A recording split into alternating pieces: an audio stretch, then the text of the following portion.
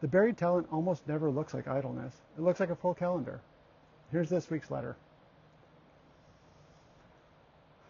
Over the years, I've watched gifts go quiet in ways that look nothing like laziness.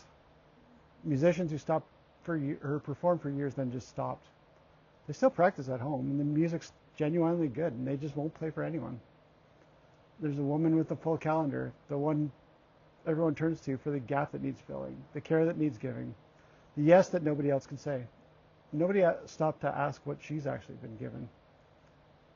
People with a real gift for hospitality who just quietly stopped offering it. Different gifts, same posture. The thing was given and went somewhere that nobody could reach it. Jesus tells a story in Matthew 25. A master gives 3 servants money proportional to what each can handle. 2 of them put it to work and hand back more than what they received. But the third digs a hole and he buries his. He wasn't a thief, he was afraid, so he kept it safe. Perfectly preserved, completely unspent.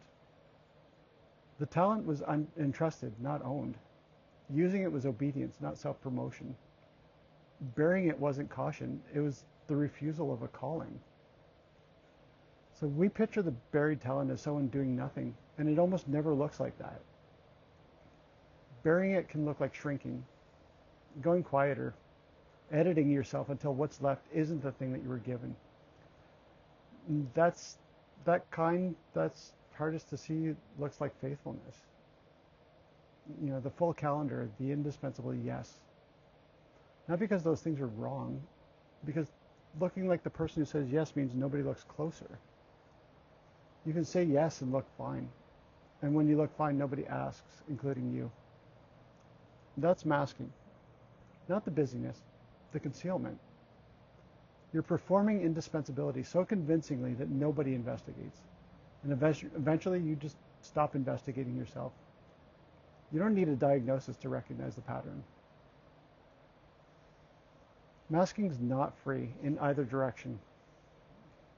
Everything you carry that was never yours runs as a background process that never sleeps. You know, whether you've done enough, whether you've earned your place.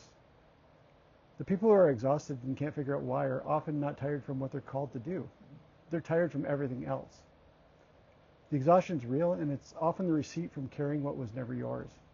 Or this: you've spent what you were given and it broke you. You know, if what used to bring you joy now brings you anxiety, that's worth sitting with. Last week I wrote about rest, and that ground still holds.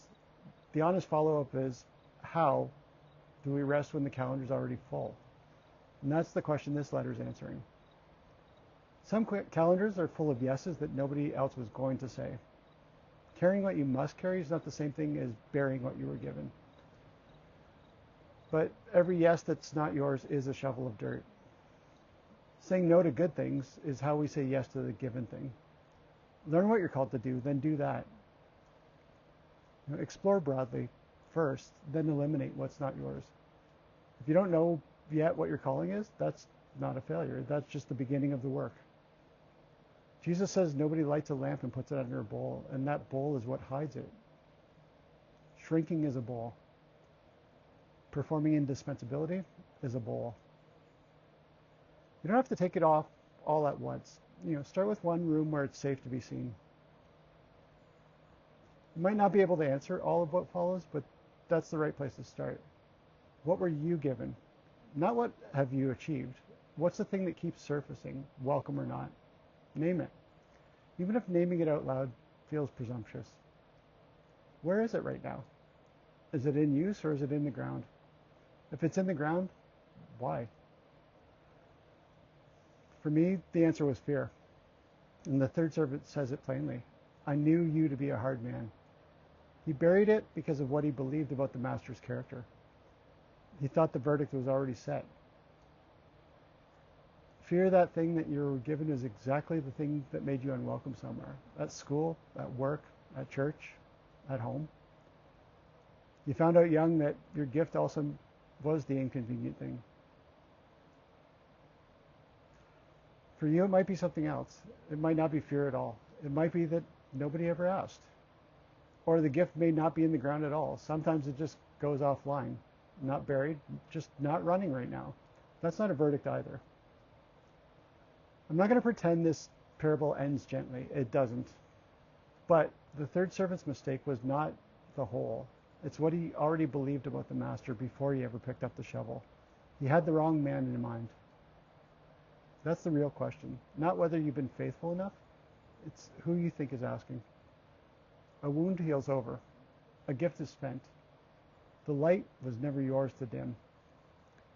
Take a few minutes with these before you close the tab. What do people keep coming to you for? What do you lose track of time doing? And what's on your calendar this week that you quietly dread? You don't have to answer all three. One question held patiently is enough. If you sat with those and came up with empty, that's worth knowing too. It's not a failure. Years of performing will do that. You get really good at reading the room and very bad at reading yourself. Your own instruments have been calibrated to someone else. Or sometimes it helps to borrow one that hasn't been. There's a VIA Character Strengths at viacharacter.org, and that's a free, well-validated, and it's secular. It takes about 12 minutes, and you'll create a free account to see the results. It won't tell you your calling, but it will tell you what you keep doing when nobody is assigning it.